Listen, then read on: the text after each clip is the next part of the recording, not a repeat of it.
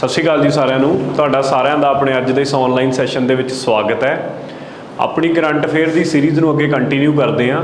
Last lecture ਦੇ ਵਿੱਚ ਆਪਾਂ ਨੇ फरवरी मंथ ਦੇ ਸ਼ੁਰੂ ਕਰੇ ਸੀਗੇ ਕਰੰਟ ਅਫੇਅਰ MCQ ਫਾਰਮ ਦੇ ਵਿੱਚ, ਜੋ ਕਿ ਤੁਹਾਨੂੰ Punjabi as well as English ਦੋਨਾਂ ਫਾਰਮੈਟ ਦੇ ਵਿੱਚ ਆਪਾਂ ਇੱਥੇ ਪੜ੍ਹਾਈ ਸੀ। ਪੜ੍ਹਾਉਣੇ ਤਾਂ ਪੰਜਾਬੀ 'ਚ ਹੀ ਹੈ ਪਰ ठीक है इत्थे नाल इंग्लिश वाले वास्ते इंग्लिश भी मैंशन ने ते जिहड़े पंजाबी च पढ़ना चाहुंदे ने उन्हां लई पंजाबी दे विच भी मैंशन ने, तो दोनों दे लई अवेलेबिलिटी है जिहड़ा जिवें पढ़ना चाहूगा।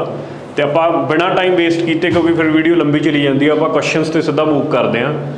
अज दा अपना पहला सवाल है, वो की कह रहा है, आर्थिक सर्वेखण जिहड़ा 2021-22 दा होया उहदे अनुसार ਉਹਦਾ ਕੀ ਕਹਿਣਾ ਹੈ कि ਭਾਰਤ ਦੀ GDP ਵਿਕਾਸ ਦਰ ਕੀ ਰਹੂਗੀ, ਕਿ ਜਿਹੜਾ ਭਾਰਤ ਦੀ GDP ਹੈ ਉਹ ਕਿਸ ਰੇਟ ਦੇ ਉੱਤੇ ਗਰੋ ਕਰੂਗੀ, ਕਿਸ ਉਹਦੀ ਵਿਕਾਸ ਦਰ ਕੀ ਰਹਿਣੀ ਹੈ। ਇਹਨੂੰ ਲੈ ਕੇ ਸਵਾਲ ਹੈ, ਸਿੱਧਾ ਫੈਕਚੁਅਲ ਸਵਾਲ ਹੈ, ਕੁਛ ਇਹਦੇ ਵਿੱਚ ਕੋਈ ਐਕਸਪਲੇਨੇਸ਼ਨ ਮੈਨੂੰ ਤਾਂ ਲੱਗਦੀ ਨਹੀਂ ਕਿ ਬਾਹਲੀ ਲੋੜ ਹੈ।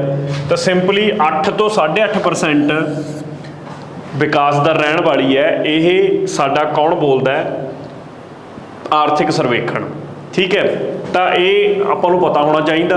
आर्थिक सर्वेखण वैसे तो जो आप इकोनॉमी पढ़ते हैं आर्थिक सर्वेखण भी पढ़ते हैं, तो वो बड़ी क्लीयरली चीज़ मैंशन है।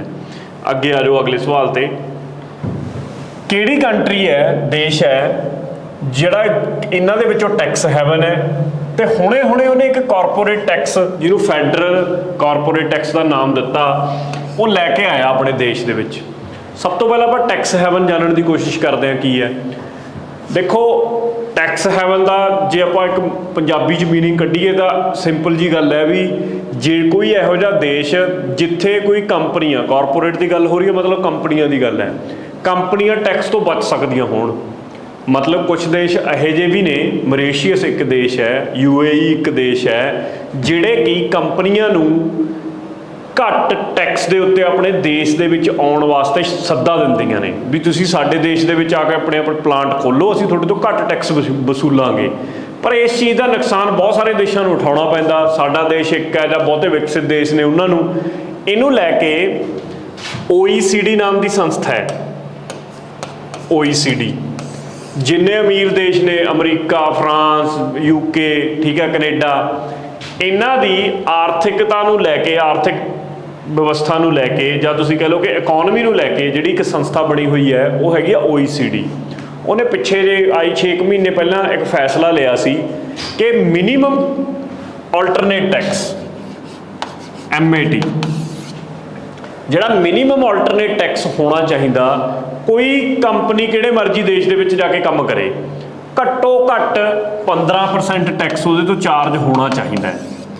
तो ये कोई एवें दी संस्था तो है नहीं थी कि बाकियों के उपर थोप सकती होवे।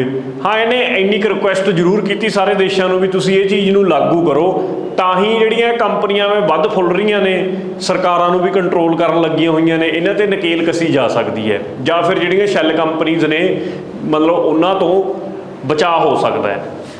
इसे नूं लैके इसे तर्क दे उत्ते जिहड़ा एक कंट्री किहड़ा है UAE हुणी दस्सिया कि टैक्स हैवन दे विच आउंदा है, इन्हें भी पहली बार अपनी मार्केट दे विच फैडरल कॉरपोरेट नाम का टैक्स इंट्रोड्यूस किया, जो कि एक किसी कंपनी के मुनाफे के उत्ते चार्ज किया जाऊगा, जिन्ना उन्हां दा मुनाफा होगा उहदे उत्ते चार्ज किया जाऊगा। तो देश किहड़ा जी?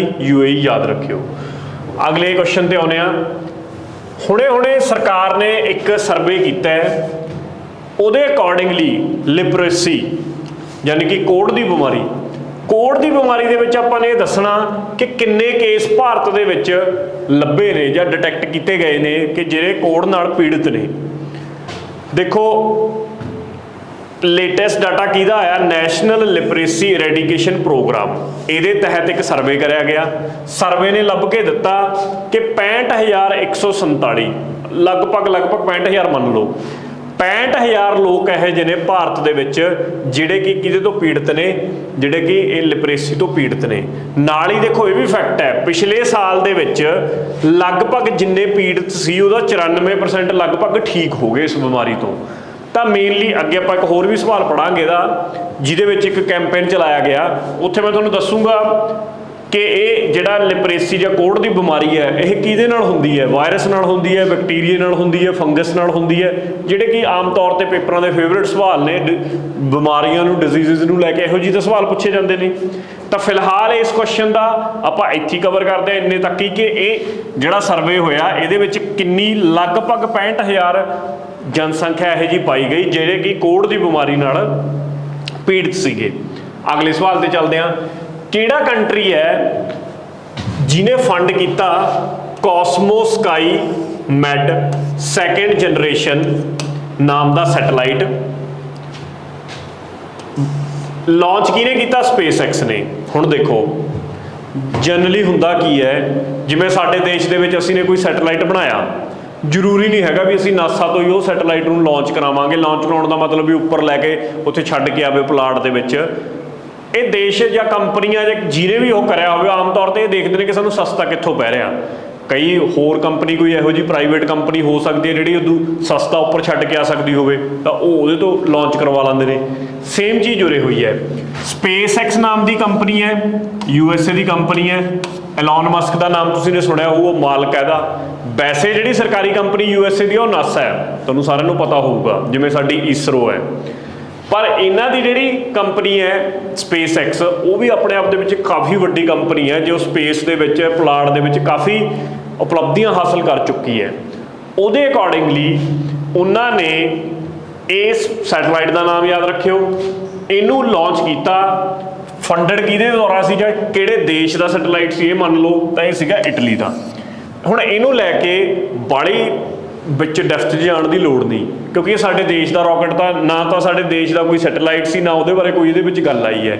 ਤਾਂ ਤੁਹਾਨੂੰ ਨਾਮ ਦੇ ਕੇ ਪੁੱਛ ਸਕਦੇ ਨੇ ਕਿਹੜੇ ਦੇਸ਼ ਦਾ ਸੀ ਜਾਂ ਕਿਹੜੇ ਦੇਸ਼ ਨੇ ਇਹਨਾਂ 'ਚੋਂ ਕਿਹੜਾ ਮਤਲਬ ਸੈਟੇਲਾਈਟ ਲਾਂਚ ਕੀਤਾ ਹੈ, ਇਹੋ ਜਿਹੀਆਂ ਚੀਜ਼ਾਂ। ਇੱਕ ਚੀਜ਼ ਇੱਥੇ ਇੰਪੋਰਟੈਂਟ ਹੈ, ਆ ਫਾਲਕਨ 9 ਇਹ ਕੀ ਚੀਜ਼ ਹੈ? ਇਹ ਬਹੁਤ ਮਸ਼ਹੂਰ ਆ, ਕਈ ਵਾਰ ਪੇਪਰ 'ਚ ਪੁੱਛ ਲੈਂਦੇ ਨੇ ਕਿ ਫਾਲਕਨ 9 ਕੀ ਚੀਜ਼ ਹੈ ਜਾਂ ਕਿਹੜੇ ਕੰਪਨੀ ਦਾ ਫਾਲਕਨ 9 ਰਾਕਟ ਹੈ। ਜਿਹੜੇ ਮੇਰੇ ਕੋਲੇ ਸੈਟੇਲਾਈਟ ਹੋ ਗਏ ਉਹਨਾਂ ਨੂੰ ਉੱਪਰ ਛੱਡਣ ਵਾਸਤੇ ਜਿਹੜੇ ਰਾਕਟ ਸਾਨੂੰ ਚਾਹੀਦੇ ਨੇ, ਜਿਹੜੇ ਲੈ ਕੇ ਉਹਨੂੰ ਉੱਪਰ ਉੱਡਦੇ ਨੇ, ਉਹਨਾਂ ਦੇ ਵਿੱਚੋਂ ਇੱਕ ਰਾਕਟ ਹੈ ਜਿਹਦਾ ਨਾਮ ਫਾਲਕਨ 9 ਹੈ। ਇਹ SpaceX ਦਾ ਰਾਕਟ ਹੈ, ਕਾਫੀ ਤਾਕਤਵਰ ਰਾਕਟ ਹੈ, ਲਗਭਗ 9,000 ਜਾਂ 10,000 ਕਿਲੋ ਦੇ ਅਰਾਊਂਡ ਭਾਰ ਨੂੰ ਲੈ ਕੇ ਉੱਪਰ ਉੱਡ ਸਕਦਾ, ਇੰਨੀ ਕਪੈਸਿਟੀ ਹੈਗੀ ਹੈ ਇਹਦੀ। ਲਓ ਜੀ ਅੱਗੇ ਚੱਲਦੇ ਹਾਂ ਅਗਲੇ ਸਵਾਲ ਤੇ। ਸਵਾਲ ਨੰਬਰ 16। ਐਂਟੋਨੀਓ ਕੋਸਟਾ ਦੁਬਾਰਾ ਚੁਣਿਆ ਗਿਆ ਪ੍ਰਧਾਨ ਮੰਤਰੀ ਕਿਹੜੇ ਦੇਸ਼ ਦਾ? ਸਿੱਧਾ ਫੈਕਟ ਹੈ, ਪਤਾ ਹੋਵੇ ਪੁਰਤਗਾਲ ਦਾ। ਪੁਰਤਗਾਲ ਦਾ ਦੁਬਾਰਾ ਪ੍ਰਧਾਨ ਮੰਤਰੀ ਚੁਣਿਆ ਗਿਆ, ਪਹਿਲਾਂ ਵੀ ਇਹੀ ਸੀ, ਦੁਬਾਰਾ ਲੋਕਾਂ ਨੇ ਫੇਰ ਇਹਨੂੰ ਚੁਣਿਆ। ਨਾਮ ਹੈ ਐਂਟੋਨੀਓ ਕੋਸਟਾ। ਸਿੱਧਾ ਫੈਕਚੁਅਲ ਸਵਾਲ ਹੈ ਜੀ, ਕੁਛ ਵੀ ਹੋਰ ਕਿੰਤੂ ਪਰੰਤੂ ਵਾਲੀ ਗੱਲ ਨਹੀਂ। ਪਰ ਤੁਸੀਂ ਲੋਕਾਂ ਨੇ ਮੈਨੂੰ ਦੱਸਣਾ ਕਿ ਪੁਰਤਗਾਲ ਦੀ ਕੈਪੀਟਲ ਕੀ ਹੈ। ਠੀਕ ਹੈ ਜੀ, ਪੁਰਤਗਾਲ ਦੀ ਕੈਪੀਟਲ ਕਮੈਂਟ ਬਾਕਸ ਦੇ ਵਿੱਚ ਕਮੈਂਟ ਕਰਿਓ। ਦੇਖੋ ਐਂ ਹੀ ਹੁੰਦਾ ਜਦੋਂ ਤੁਸੀਂ ਐਂ ਕੋਈ ਚੀਜ਼ਾਂ ਪੜ੍ਹਦੇ ਹੋ ਨਾ ਕਰੰਟ ਦੀਆਂ, ਆਹ ਫੈਕਟ ਵਾਲੀਆਂ ਚੀਜ਼ਾਂ ਐਵੇਂ ਨਾਲ ਪੜ੍ਹੀਆਂ ਜਾਣ ਤਾਂ ਫਾਇਦਾ ਰਹਿੰਦਾ। ਕੱਲੇ ਕੱਲੇ ਤਾਂ ਆਪਾਂ ਫੈਕਟ ਵਾਲੀਆਂ ਛੱਡ ਜਾਂਦੇ ਆ ਚੀਜ਼ਾਂ, ਕਰੰਟ ਦੇ ਵਿੱਚ ਹੀ ਫੈਕਟ ਵਾਲੀਆਂ ਚੀਜ਼ਾਂ ਥੋੜ੍ਹੀਆਂ ਬਹੁਤੀਆਂ ਕਵਰ ਹੋ ਸਕਦੀਆਂ ਹੁੰਦੀਆਂ। ਕੋਈ ਪਤਾ ਨਹੀਂ ਪੇਪਰ ਵਾਲਿਆਂ ਦਾ ਕੱਲ੍ਹ ਨੂੰ 4 ਦੇਸ਼ ਲਿਖ ਕੇ ਜਿਹੜੇ ਨਿਊਜ਼ 'ਚ ਨੇ ਕੰਪੇਅਰ ਕਰਾ ਦੇਣ ਵੀ ਇਹਨਾਂ ਦੀਆਂ ਕੈਪੀਟਲਸ ਦੱਸ ਦਿਓ ਜਾਂ ਇਹਨਾਂ ਦੀਆਂ ਕਰੰਸੀਆਂ ਦੱਸ ਦਿਓ, ਤਾਂ ਇਹੋ ਜਿਹੀਆਂ ਚੀਜ਼ਾਂ ਅਲੱਗ ਤੋਂ ਤਾਂ ਅਸੀਂ ਪੜ੍ਹਦੇ ਨਹੀਂ, ਪਰ ਇਹੋ ਜਿਹੀਆਂ ਚੀਜ਼ਾਂ ਦੀ ਕਵਰ ਹੋ ਸਕਦੀਆਂ ਨੇ। ਅੱਗੇ ਆ ਗਿਆ ਜੀ ਸੇਕਰੇਡ ਐਨਜ਼ੈਂਬਲਸ ਆਫ ਹੋਏਸਲਾ। ਦੇਖੋ ਇਹ ਨਾ ਇੱਕ ਡੈਂਸਿਟੀ ਹੋਈ ਹੈ ਜਦੋਂ ਅਸੀਂ ਏਂਸ਼ੀਅੰਟ ਇੰਡੀਆ, ਆਧੁਨਿਕ ਭਾਰਤ ਯਾਨੀ ਕਿ ਪੜ੍ਹਦੇ ਏਂਸ਼ੀਅੰਟ ਇੰਡੀਆ ਪੜ੍ਹਦੇ ਹਾਂ ਅਸੀਂ ਜਦੋਂ, ਉਹ ਟਾਈਮ ਦੇ ਵਿੱਚ ਹੋਏਸਲਾ ਲਗਭਗ 1000 AD ਦੇ ਅਰਾਊਂਡ ਇਹ ਇੱਕ ਡੈਂਸਿਟੀ ਹੋਈ ਹੈ। ਕਿੱਥੇ ਹੋਈ ਹੈ ਇਹ ਜਿਹੜਾ ਸਾਡਾ ਕਰਨਾਟਕ ਦਾ ਏਰੀਆ ਹੈ, ਭਾਰਤ ਦੇ ਵਿੱਚ ਸਟੇਟ ਕਰਨਾਟਕਾ ਪੈਂਦੀ ਹੈ, ਕਰਨਾਟਕਾ ਦੇ ਵਿੱਚ ਹੋਈ ਹੈ। ਕਰਨਾਟਕਾ ਦੇ 2-3 ਬੈਲੂਰ ਹੋ ਗਿਆ, ਹੇਲੇਬੀਡ, ਇਹ 2-3 ਸ਼ਹਿਰ ਨੇ ਜਿਨ੍ਹਾਂ ਦੇ ਉੱਤੇ ਇਹਨਾਂ ਨੇ ਆਪਣਾ ਸ਼ਾਸਨ ਕਰਿਆ ਜਾਂ ਇਹਨਾਂ ਦਾ ਅੰਪਾਇਰ ਸੀਗਾ। ਇਹਨਾਂ ਨੇ ਆਪਣੇ ਟਾਈਮ ਦੇ ਵਿੱਚ ਕਾਫੀ ਆਰਕੀਟੈਕਚਰ ਤੇ ਕੰਮ ਕੀਤਾ, ਬਣਾਏ ਮੰਦਿਰ ਕਾਫੀ ਬਣਾਏ ਨੇਗੇ। ਉਹ ਜਿਹੜੇ ਮੰਦਿਰ ਨੇ ਉਹਨਾਂ ਨੂੰ ਲੈ ਕੇ ਜਿੰਨੀਆਂ ਪੁਰਾਣੀਆਂ ਚੀਜ਼ਾਂ ਬਣੀਆਂ ਹੋਈਆਂ ਨੇ ਉਹਨਾਂ ਦੇ ਉੱਤੇ ਕੀ ਹੈ ਕਿ ਯੂਜ਼ਲੀ ਇੱਕ ਯੂਨੈਸਕੋ ਨਾਮ ਦੀ ਸੰਸਥਾ, ਤੁਸੀਂ ਸਾਰੇ ਜਾਣਦੇ ਹੋਵੋਗੇ, ਇਹ ਯੂਨੈਸਕੋ ਵਰਲਡ ਹੈਰੀਟੇਜ ਸਾਈਟ ਦਾ ਦਰਜਾ ਦਿੰਦੀ ਹੈ। ਉਹਦੇ ਨਾਲ ਹੁੰਦਾ ਕੀ ਹੈ ਕਿ ਉਹਨੂੰ ਬਚਾ ਕੇ ਰੱਖਣਾ ਹੁੰਦਾ ਤਾਂ ਕਿ ਤੁਹਾਡੀ ਸੱਭਿਅਤਾ ਜਾਂ ਸੰਸਕ੍ਰਿਤੀ ਨੂੰ ਬਚਾਇਆ ਜਾਵੇ ਤੇ ਦੂਜੇ ਲੋਕਾਂ ਨੂੰ ਦਿਖਾਇਆ ਜਾਵੇ ਕਿ ਹਾਂ ਸਾਡੀ ਆਹ ਸੰਸਕ੍ਰਿਤੀ ਸੀ ਪੁਰਾਣੀ। ਜਿਹਨੂੰ ਇਹ ਮਾਨਤਾ ਦੇ ਦਿੰਦੀ ਹੈ ਵਰਲਡ ਹੈਰੀਟੇਜ ਸਾਈਟ ਦੀ, ਉਹਨੂੰ ਬਚਾਉਣਾ ਉਸ ਸਰਕਾਰ ਦੀ ਜ਼ਿੰਮੇਵਾਰੀ ਹੋ ਜਾਂਦੀ ਹੈ, ਉਸ ਦੇਸ਼ ਦੀ ਸਰਕਾਰ ਦੀ। हर साल ਜਾਂ ਕੁਝ ਸਾਲਾਂ ਦੇ ਵਿੱਚ ਨਾਮਜ਼ਦ ਕੀਤੇ ਜਾਂਦੇ ਆ ਹਰ ਦੇਸ਼ ਵੱਲੋਂ ਵੀ ਸਾਡੇ ਆਹ ਵਾਲੀ ਜਿਹੜੀ ਬਿਲਡਿੰਗ ਆ ਜਾਂ ਸਾਡਾ ਆਹ ਏਰੀਆ ਇਹਨੂੰ ਤੁਸੀਂ ਵਰਲਡ ਹੈਰੀਟੇਜ ਸਾਈਟ ਘੋਸ਼ਿਤ ਕਰੋ। ਫਿਰ ਉਹਨਾਂ ਦੀ ਯੂਨੈਸਕੋ ਦੀ ਟੀਮ ਆਉਂਦੀ ਹੈ, ਉਹਨਾਂ ਨੇ ਕੁਝ ਆਪਣਾ ਕ੍ਰਾਈਟੇਰੀਆ ਰੱਖਿਆ ਹੋਇਆ, ਉਹਦੇ ਬਿਹਾਫ ਤੇ ਉਹ ਕਹਿੰਦੇ ਨੇ ਵੀ ਹਾਂ ਅਸੀਂ ਇਹਨੂੰ ਦਿੰਦੇ ਹਾਂ ਵਰਲਡ ਹੈਰੀਟੇਜ ਸਾਈਟ ਦਾ ਦਰਜਾ ਜਾਂ ਨਹੀਂ ਦਿੰਦੇ। ਇਸ ਵਾਰ ਜਿਹੜੇ ਭਾਰਤ ਨੇ ਨਾਮਜ਼ਦ ਕੀਤੇ ਹੈ ਉਹ ਆਹੀ ਨੇ, ਇਹਦੇ ਮੰਦਰ ਨੇ ਹੋਏਸਲਾ ਯਾਨੀ ਕਿ ਸੇਕਰੇਡ ਐਨਸੈਂਬਲ ਆਫ ਹੋਏਸਲਾ, ਤੇ ਇਹ ਕਿੱਥੇ ਨੇ? ਕਰਨਾਟਕਾ ਦੇ ਵਿੱਚ ਨੇ। ਤਾਂ ਇਸ ਚੀਜ਼ ਨੂੰ ਧਿਆਨ 'ਚ ਰੱਖਿਓ। ਹਿਸਟਰੀ ਦੇ ਪੁਆਇੰਟ ਆਫ ਵਿਊ ਤੋਂ ਇੰਪੋਰਟੈਂਟ ਹੋ ਜਾਂਦਾ। ਬੈਲੂਰ ਹੋ ਗਿਆ, ਹੈਲੀਬਿਡ ਹੋ ਗਿਆ ਤੇ ਸੋਮਨਾਥਪੁਰਾ ਹੋ ਗਿਆ, ਇਹ ਇੱਥੇ ਮੰਦਰ ਇਹ ਪਾਏ ਜਾਂਦੇ ਨੇ। ਸਾਰੇ ਇਹ ਜਿੰਨੇ ਨਾਮ ਲਿਖੇ ਹੋਏ ਨੇ ਇਹ ਕਰਨਾਟਕਾ 'ਚ ਪੈਂਦੇ ਨੇ। ਇਹ ਥਾਵਾਂ ਨੂੰ ਲੈ ਕੇ ਵੀ ਸਵਾਲ ਬਣ ਸਕਦਾ ਜੀਓਗ੍ਰਾਫੀ ਦਾ ਕਿ ਜਿਵੇਂ ਹੁਣ ਆਹ ਹੈ ਮੇਰੇ ਕੋਲੇ ਹਲੇ ਵੀ, ਦੱਸੋ ਜੀ ਕਿਹੜੇ ਰਾਜ ਦੇ ਵਿੱਚ ਇਹ ਜਾਂ ਕਿਹੜੀ ਸਟੇਟ ਦੇ ਵਿੱਚ ਪਾਇਆ ਜਾਂਦਾ? ਤੁਹਾਨੂੰ ਪੁੱਛ ਸਕਦੇ ਨੇ ਕਿਉਂਕਿ ਨਿਊਜ਼ ਦੇ ਵਿੱਚ ਹੈ। ਤਾਂ ਇਹੋ ਜਿਹੀਆਂ ਥਾਵਾਂ ਉਹ ਤਾਂ ਨਹੀਂ ਅਸੀਂ ਪੜ੍ਹ ਸਕਦੇ, ਐਂ ਤਾਂ ਦੁਨੀਆ ਦੇ ਵਿੱਚ ਪਤਾ ਨਹੀਂ ਹੁੰਦਾ। ਸਾਡੇ ਪੰਜਾਬ ਦੇ ਇਕੱਲੇ ਸਾਨੂੰ ਪਿੰਡ ਦਾ ਨਾਮ ਨਹੀਂ ਪਤਾ ਹੋਣਾ ਜਾਂ ਜਗ੍ਹਾ ਦਾ ਨਾਮ ਨਹੀਂ ਪਤਾ ਹੋਣਾ, ਪਰ ਨਿਊਜ਼ ਦੇ ਵਿੱਚ ਜਦੋਂ ਕੋਈ ਚੀਜ਼ ਹੁੰਦੀ ਹੈ ਫਿਰ ਸਾਨੂੰ ਜ਼ਰੂਰ ਇੱਕ ਝਾਤੀ ਮਾਰਨੀ ਚਾਹੀਦੀ ਹੈ। ਲਓ ਜੀ ਅੱਗੇ ਆ ਜਾਓ।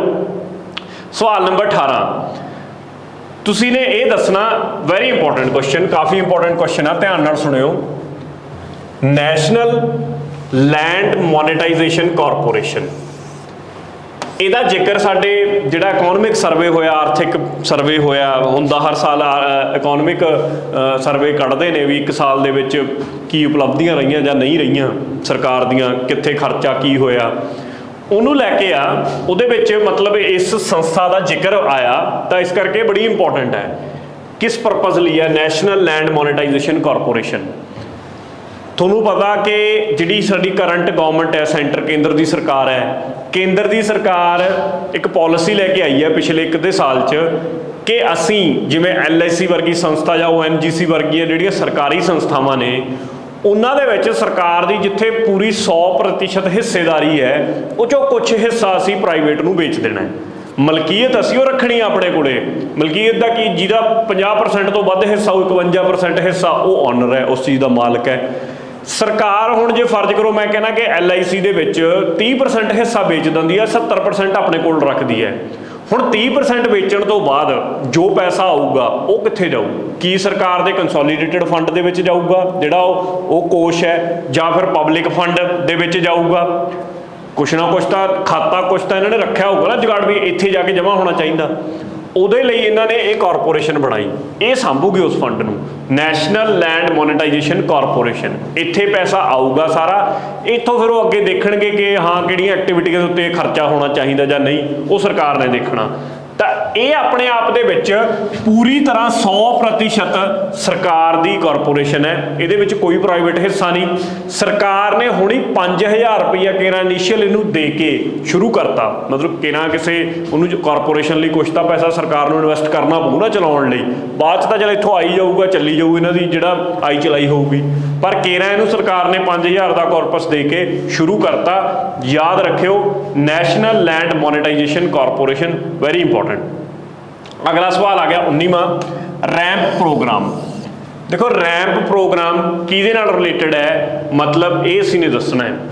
ਬਜਟ ਦੇ ਵਿੱਚ ਇਹਦਾ ਜ਼ਿਕਰ ਆਇਆ ਸੀਗਾ ਰੈਂਪ ਪ੍ਰੋਗਰਾਮ ਦਾ, ਜਿਹੜਾ ਇਸ ਵਾਰ ਦਾ ਬਜਟ ਪੇਸ਼ ਕੀਤਾ ਨਾ ਸਾਡੀ ਕੇਂਦਰ ਸਰਕਾਰ ਨੇ, ਤਾਂ ਕਰਕੇ ਇਹ ਨਿਊਜ਼ ਦੇ ਵਿੱਚ ਹੈ। ਜੇ ਸਾਨੂੰ ਇਹਦੀ ਫੁੱਲ ਫਾਰਮ ਪਤਾ ਲੱਗ ਜੇ ਤਾਂ ਮੈਨੂੰ ਲੱਗਦਾ ਕੁਐਸਚਨ ਕੁਛ ਨਹੀਂ ਰਿਹਾ। ਪਹਿਲਾਂ ਅਸੀਂ ਫੁੱਲ ਫਾਰਮ ਹੀ ਜਾਣਨ ਦੀ ਕੋਸ਼ਿਸ਼ ਕਰਦੇ ਹਾਂ ਵੀ ਰੈਂਪ ਦੀ ਫੁੱਲ ਫਾਰਮ ਕੀ ਹੈ। Raising and accelerating MSME performance programme. MSME ਦੀ ਪਰਫਾਰਮੈਂਸ ਨੂੰ ਚੰਗਾ ਕਰਨਾ।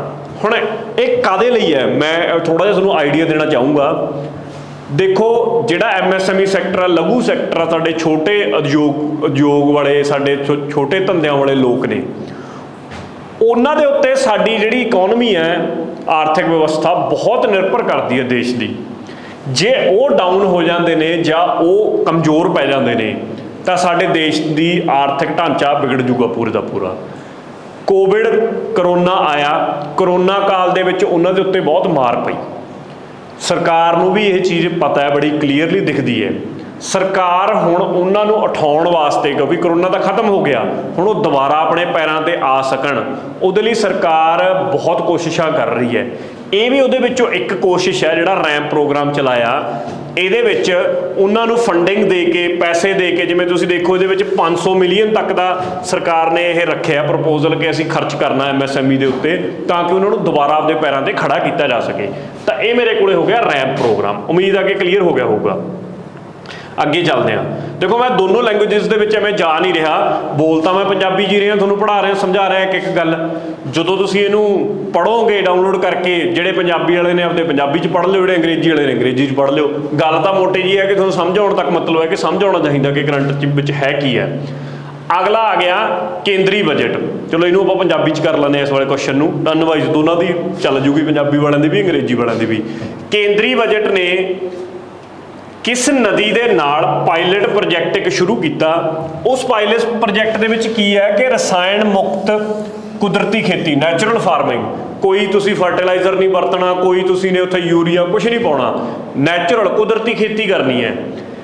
ਇਹ ਹੋਇਆ ਗੰਗਾ ਨਦੀ ਦੇ ਏਰੀਆ ਦੇ ਵਿੱਚ। ਗੰਗਾ ਨਦੀ ਦੇ ਲਗਭਗ ਤੁਸੀਂ ਕਹਿ ਲਓ 5 ਕਿਲੋਮੀਟਰ, ਮਤਲਬ 5 ਕਿਲੋਮੀਟਰ ਦੇ ਆਲੇ ਦੁਆਲੇ ਏਰੀਆ ਟਾਰਗੇਟ ਕੀਤਾ ਗਿਆ ਕਿ ਉੱਥੇ ਨੈਚੁਰਲ ਫਾਰਮਿੰਗ ਕਰੀ ਜਾਵੇ, ਯਾਨੀ ਕਿ ਪਾਣੀ ਪੂਣੀ ਦੀ ਸੁਵਿਧਾ ਸਾਰੀ ਗੰਗਾ ਨਦੀ ਦੇ ਵਿੱਚੋਂ ਹੋ ਜੂਗੀ। ਪਰ ਉੱਥੇ ਬਿਨਾਂ ਖਾਦ ਤੋਂ ਇੱਕ ਪ੍ਰੋਜੈਕਟ ਚਲਾਇਆ। ਪਾਇਲਟ ਪ੍ਰੋਜੈਕਟ ਦਾ ਮਤਲਬ ਹੈ ਕਿ ਕੋਸ਼ਿਸ਼ ਕਰਕੇ ਦੇਖ ਰਹੇ ਨੇ, ਫਿਰ ਬਾਕੀ ਨਦੀਆਂ ਦੇ ਉੱਤੇ ਵੀ ਅਪਲਾਈ ਕਰਕੇ ਦੇਖ ਲੈਣਗੇ। ਜੇ ਕਾਮਯਾਬ ਰਹਿ ਗਿਆ ਪ੍ਰੋਜੈਕਟ ਤਾਂ ਯਾਦ ਰੱਖਿਓ ਕਿਹੜੀ ਨਦੀ ਹੈ? ਗੰਗਾ। ਅਗਲੇ ਕੁਐਸਚਨ ਤੇ ਚੱਲਦੇ ਹਾਂ। ਸੈਕੰਡ ਅਗਲਾ ਕੁਐਸਚਨ ਸਾਡੇ ਕੋਲ ਜਿਹੜਾ ਹੈਗਾ ਦੈਟ ਇਜ਼ ਦੇਸ਼ ਸਟੈਕ। ਇੱਕ ਆਨਲਾਈਨ ਪਲੇਟਫਾਰਮ ਹੈ। ਤੁਸੀਂ ਦੱਸਣਾ ਕਿ ਕਿਹੜੇ ਫੀਲਡ ਨਾਲ ਇਹ ਤਾਲੁਕਾਤ ਰੱਖਦਾ ਹੈ, ਆਪਣਾ ਐਸੋਸੀਏਟਡ ਕਿਹੜੇ ਫੀਲਡ ਨਾਲ ਹੈ। ਦੇਖੋ ਜਦੋਂ ਇਹੋ ਜਿਹੀ ਚੀਜ਼ ਆ ਜਾਂਦੀ ਹੈ ਨਾ, ਇਹਦੀ ਸਾਨੂੰ ਫੁੱਲ ਫਾਰਮ ਪਤਾ ਹੋਣੀ ਬਹੁਤ ਜ਼ਰੂਰੀ ਹੈ, ਆਈਡੀਆ ਹੋਣਾ ਜ਼ਰੂਰੀ ਹੈ, ਕਿਉਂਕਿ ਫੁੱਲ ਫਾਰਮ ਦੇ ਬਹੁਤ ਸਵਾਲ ਫੁੱਲ ਫਾਰਮਸ ਦੇ ਉੱਤੇ ਪੁੱਛੀ ਜਾਂਦੇ ਆ। ਖਾਸ ਕਰ PEET+P ਤਾਂ ਕਿੰਨੀਆਂ ਫੁੱਲ ਫਾਰਮ ਪੁੱਛਦਾ ਆਪਣੇ ਦੇ ਕੋਲੋਂ। ਜੇ ਫੁੱਲ ਫਾਰਮ ਪਤਾ ਲੱਗ ਜੇ ਤਾਂ ਫਿਰ ਉਹ ਤੋਂ ਮਿਨਿਸਟਰੀ ਕੱਢਣੀ ਜਾਂ ਕਿਹੜੇ ਫੀਲਡ ਨੂੰ ਕੱਢਣਾ ਬਹੁਤ ਸੌਖਾ ਹੋ ਜਾਂਦਾ ਆਪਣੇ ਲਈ। ਤਾਂ ਪਹਿਲਾਂ ਆਪਾਂ ਉਹਦੇ ਦੀ ਚੱਲਦੇ ਹਾਂ। ਇਹਦੀ ਵੀ ਅਨਾਊਂਸਮੈਂਟ ਯੂਨੀਅਨ ਬਜਟ 'ਚ ਹੀ ਕਰੀ ਗਈ ਹੈ। ਇਹਦੀ ਫੁੱਲ ਫਾਰਮ ਕੀ ਹੈ? ਇਹਦੀ ਫੁੱਲ ਫਾਰਮ ਮੇਰੇ ਕੋਲੇ digital ecosystem for skilling and livelihood. ਇੱਕ ਪੋਰਟਲ ਹੈ। ਪੋਰਟਲ ਦਾ ਮਤਲਬ ਜਿਵੇਂ ਤੁਸੀਂ ਪੋਰਟਲ ਦੇ ਵਿੱਚ PEET+P ਦੇ ਫਾਰਮ ਭਰਦੇ ਹੋ, PPSC ਦੇ ਜਿਹੜੇ ਪੋਰਟਲ 'ਚ ਜਾ ਕੇ ਫਾਰਮ ਭਰਦੇ ਹੋ, ਉਵੇਂ ਦਾ ਹੀ ਇੱਕ ਪੋਰਟਲ ਹੈ। ਕੀ ਕਰੂਗਾ? ਜਿਹੜੇ ਲੋਕਾਂ ਨੂੰ ਕਿਸੇ ਚੀਜ਼ ਦੇ ਵਿੱਚ ਸਕਿੱਲ ਸਿੱਖਣਾ ਚਾਹੁੰਦੇ ਨੇ ਉਹ ਇਸ ਪੋਰਟਲ 'ਚ ਜਾ ਕੇ ਆਨਲਾਈਨ ਟ੍ਰੇਨਿੰਗ ਕਰਕੇ ਸਕਿੱਲ ਸਿੱਖ ਸਕਦੇ ਨੇ। ਜਿਹੜੇ ਸਿੱਖੇ ਹੋਏ ਨੇ ਉਹ ਉਹਨੂੰ ਹੋਰ ਇੰਪਰੂਵ ਕਰ ਸਕਦੇ ਨੇ। ਤੁਹਾਨੂੰ ਸਰਟੀਫਿਕੇਸ਼ਨ ਦੇਣਗੇ, ਇੱਥੇ ਨਾਲ ਸਰਟੀਫਿਕੇਟ ਪ੍ਰੋਵਾਈਡ ਕਰਨਗੇ।